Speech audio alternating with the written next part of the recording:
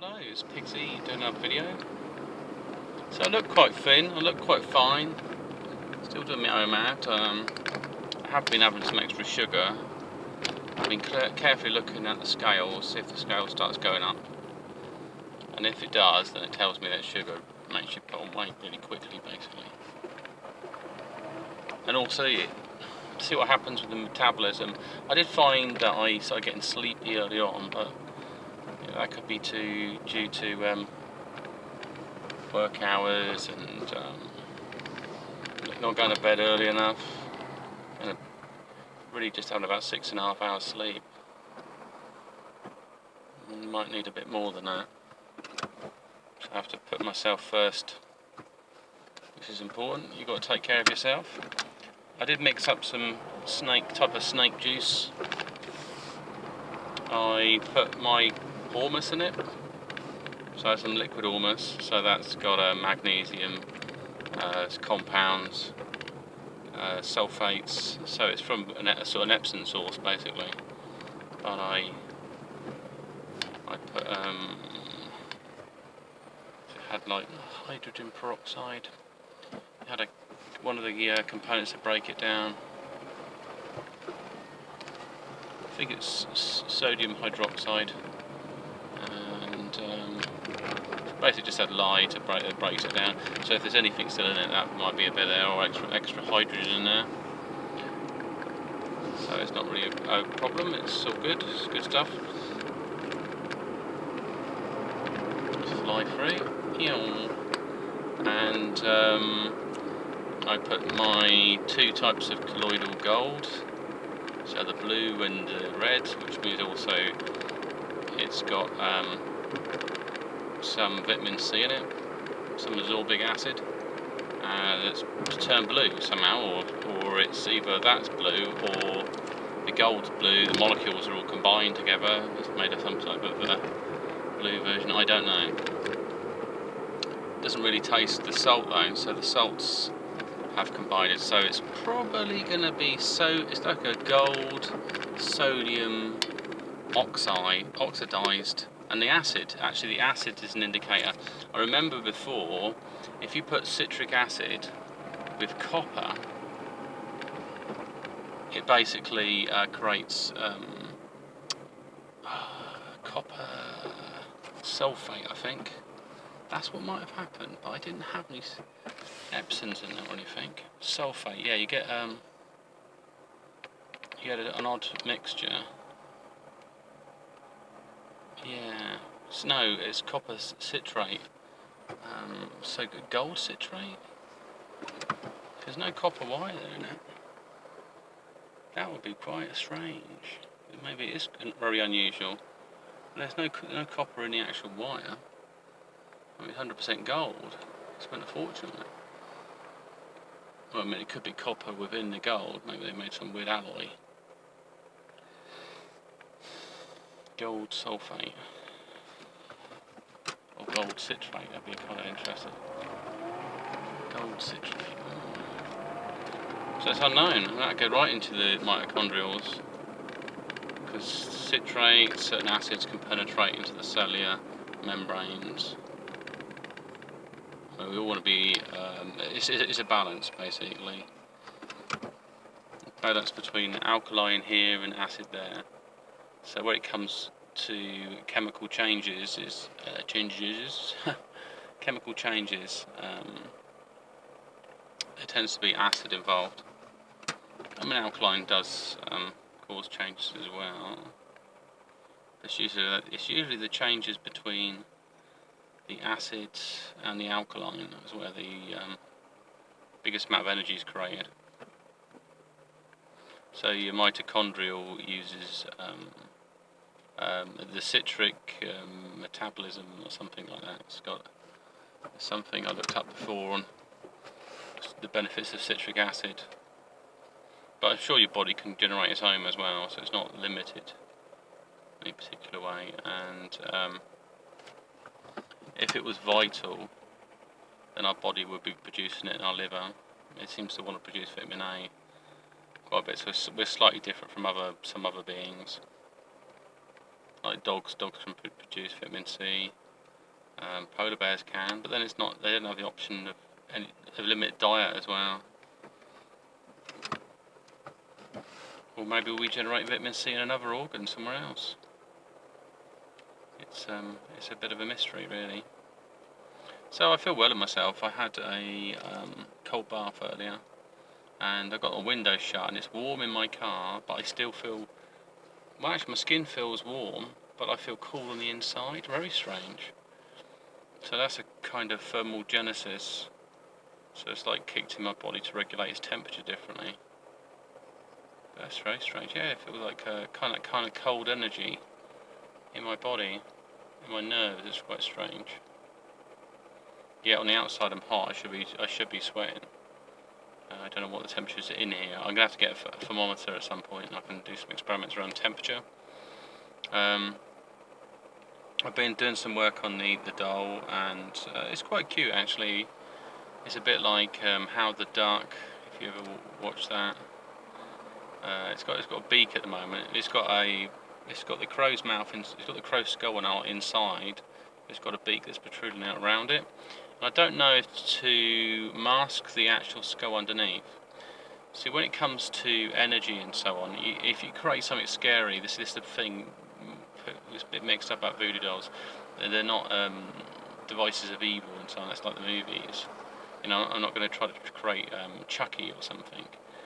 But however, there's a dark side to the doll. It's not like you know, it might look a bit freaky, but it doesn't look threatening.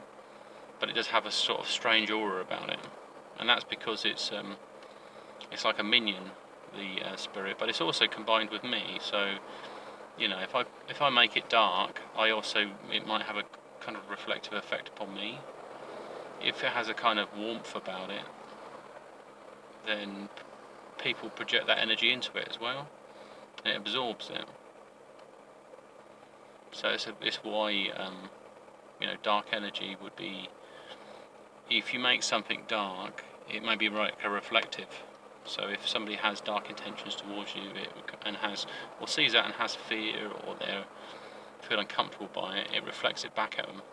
So it's different sort of enchantment. But something innocent, people don't have any guards up, and it makes them vulnerable. So in essence, that's, you know, it's one of the things of nature, I think. You know, like a lot of plants are poisonous, but on the outside they look quite attractive. But then there's a kind of level of respect about it. So there's a darker side to the doll. It's just, it's not going to be. I don't want it to be a focal point of it looking a bit too creepy, because I want people to be engaged by it. That's what it have the effect of, like, oh, that's different. And we'll see. I mean, some people are just freaked out by dolls anyway. And I've got a client, and originally he said he doesn't like dolls. And so I thought, well, I wonder what he thinks of my doll. And he liked it because there was something different about it. That's because it was a clay built, and I sort of brought it to life by adding my own energy to it. It wasn't a soulless mechanical thing. It actually had, I think, it had pine cones and organ and some other things in it. So it produced this kind of energetic field. It wasn't negative, so it was. It's kind of spiritually, I guess, it represents a few different things. It's like a child. I've created a child of myself.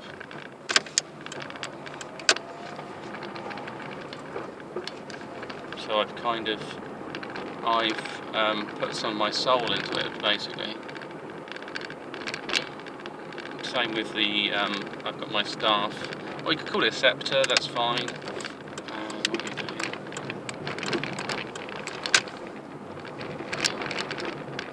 Because it's got crystals in it, so it can come under that.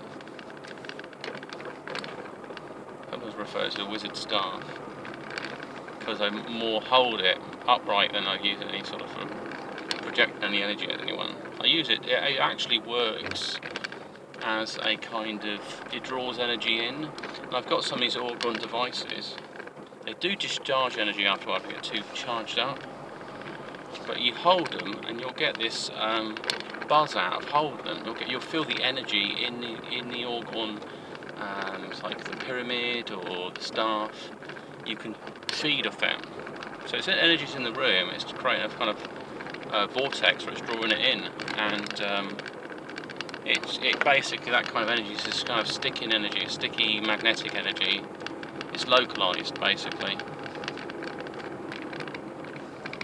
And in the same way that when you grab a radio aerial, you kind of take all the static out of it. So with that, you're absorbing the extra additional energy that's there, that's sort of built up.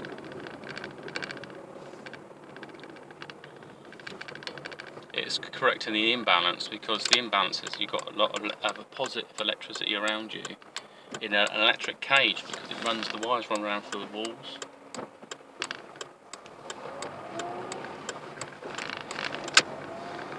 So you've got the benefit of this thing that's in the middle. It's creating a kind of negative field, and a negative not as in negative and damaging, because the electric is light, and that what is kind of acid. It's that part of the yin and yang spectrum. It has it can just overload things. I mean, possibly the other end of the spectrum could cause some issues. I don't know what they would be. I'd have to. Could you get over-orgoned? You have so many orgon devices that you just it's blocking out a particular type of energy. I doubt it, because there's so many different types of energy around us, things we can't see. It's like, where does the lightning come from? The actual energy is there. It just comes from throughout one dimension, probably goes back into another. It goes back into some quantum realm. And electricity might be consciousness. So you could have, I don't know, actually some people have been changed by lightning bolts. They've permanently changed their bodies and minds. Anything's possible. Anything's possible. Anything else? So the cold baths, yeah, look at that. I was also thinking if I had, but these are big projects really, like the Lazarus chamber. So what I might do, like if you had an old chest freezer that was waterproof at the bottom of it, you could put water in it and you could cool it down to like your minus, put it into a minus or something, or put it down to about 5 degrees, and then you can just, or lower than that. I think it's going to be finally 5 to 7 degrees comes out of the tap. I don't know. I'd have to measure it. What's the average temperature? I could just empty some space in the freezer and put blocks of ice in there. I'm not too sure how great that'd be. The ice would probably just stay in the bath and it would take ages before it melts and stuff like that, which might not be fun. And coming also back to Omad, very much it's about food intuition. That's what it wants to be about. So at the start is training camp, so you want to be looking at, simplifying your foods, removing sugars and all these other things, just as basically you're trying to tap into this part of you. And you might just eat meat or something, or vegetables. You might avoid certain foods for a bit, because you want to sort of access this ketosis, want to experience what that is. You might want to take a longer fast, depends on your personal willpower, but ideally you want to give it a go and go for a breakthrough period. So you might want to take some time off work if you're busy all the time, or whatever, and then just try a fast. I would say try a dry fast, and then kick it off so that you're not doing anything in the evening. Fluid-wise, you have a lot of fluid, and then just don't have any, and let it roll right round the clock. So once you get through the night and into the day, and at least go 24 hours on that on a dry fast, and then go beyond that. It depends how confident you are, how you feel. So just measure your experience at the end of the day, or either that every 12 hours. After you get past 24, then you should get to a point where it doesn't matter. But if you take a time off, then you can always take time out, and you can rest. You don't have to push yourself. You might have some brain fog. All these things are just your body adapting to changes. It doesn't mean you're not going to die. I mean, if you think that and you panic yourself, you can do that to yourself, just by freaking out. And there's other things you can get into, like thermogenesis. most people could. Now I'm starting to sweat. So it's interesting. The back of my hands, I noticed that they're starting to sweat. And here, yeah, a little bit of sweat. But I wasn't sweating for a while, so it means my body's warmed up and started to change. Good time, lovely. Maybe back out about a quarter of an hour. Work, work, work. We love work.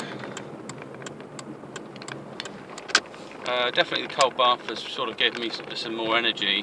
I had it's when I sit down for too long. I've got lots of, and I probably need to boot caffeine out for a bit for detoxing the caffeine. You know, it's not. Wow, it's quite an addictive substance. I do like the odd coffee, and it's just most places I go. There's a lot of access to it. So what I might need to do is bring around my own things like herbal teas or whatever. So then someone says, "Do you want a drink?" I said, "Sure," and I've got it here, and just pop a herbal in there. But then, what kind of herbal would benefit from it?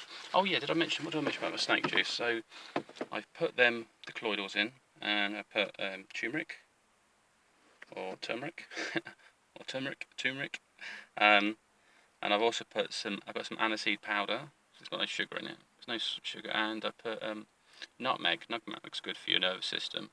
So I put a bit of that in there in a mixture, and it's red. The actual liquid turned red in colour, which is interesting. And so there's some salts in it, but there's not a lot of salts. I might want to add a bit more, of the pink salt in there. It's already got magnesium. It's already got a bit of Epsom in essence. So see how it all goes. Anyways, big sign off and speak to you soon.